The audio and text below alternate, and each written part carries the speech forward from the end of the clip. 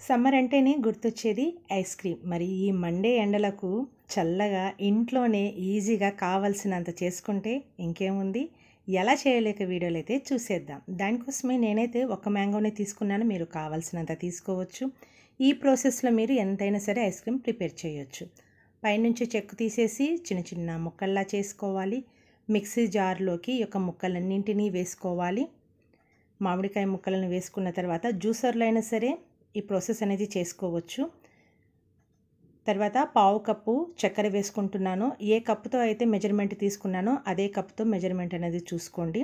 రెండింటిని ప్యూరీ చేసుకున్నాను మిక్సీ పట్టిన తర్వాత. అదే కప్పుతో 2 కప్పులు అంటే అరకప్పు మిల్క్ పౌడర్ వేసుకుంటున్నాను. మంచి టేస్ట్‌గా వస్తుంది. చాలా క్రీమీ టెక్స్చర్ వస్తుంది.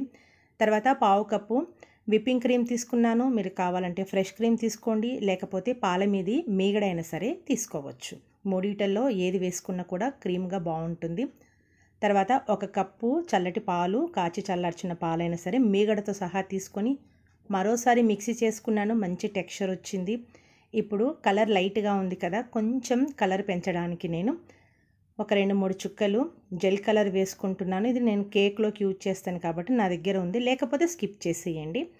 తర్వాత మరోసారి మిక్సీ చేసుకున్నాను. తర్వాత ఇంట్లో ఉంటున్న ఏదైనా సరే కంటైనర్లో ఈ యొక్క ప్యూరిన్ అనేది వేసుకోవచ్చు. ఐస్ క్రీమ్ని దీంట్లోకి వేసుకున్న తర్వాత ఇలా ఒకసారి బాగా కలుపుకోండి స్పూన్తో.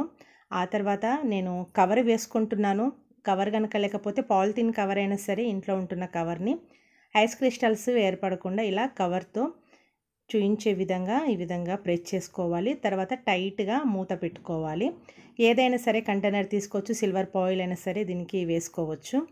తర్వాత ఇప్పుడు 3 గంటల సేపు ఫ్రిడ్జ్లో ఉంచుకోండి, రెస్ట్ ఇవ్వండి. 3 గంటలకు కొంచెం సెమీ సాఫ్ట్ అవుతుంది కదా, అప్పుడు మరోసారి ఇలా మూత తీసుకొని ఒకసారి స్పూన్తో బాగా కలుపుకోవాలి.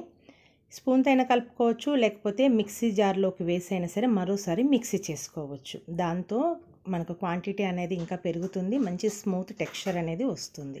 పై సైడ్ నుంచి పిస్తా పప్పును వేసుకుంటున్నాను. ఉంటే వేసుకుని, లేకపోతే స్కిప్ చేసేయండి. మరోసారి అదే కవర్తో కవర్ చేసుకొని తర్వాత మూత పెట్టుకొని 7-8 గంటలైనా సరే ఫ్రిడ్జ్లో ఉంచుకోండి, లేకపోతే ఓవర్ నైట్ అయినా. నేనైతే ఓవర్ నైట్ ఉంచుతున్నాను. రాత్రంతా ఉంచాక ఉదయం లేసాక చూపిస్తాను.